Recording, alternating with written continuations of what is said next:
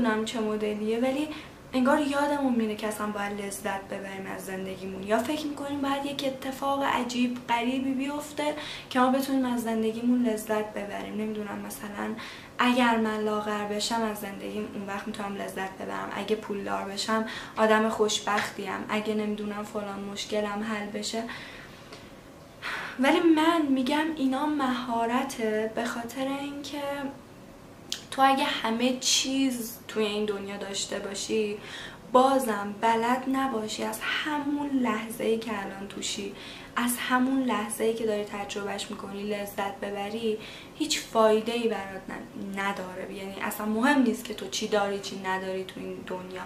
وقتی نمیتونی از اون چیزی که داری، از لحظه های خیلی معمولی که توش خوشحالی لذت ببری، یعنی هر چی داشتی و نداشتی اصلا مهم نیستش. هر چی هم به دست بیاری قرار نیست تو وضعت فرقی بکنه.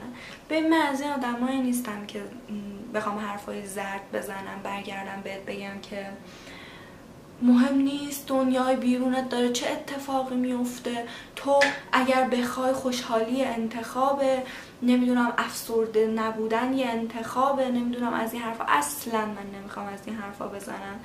قطعا ما باید یه چیزهای حداقلی از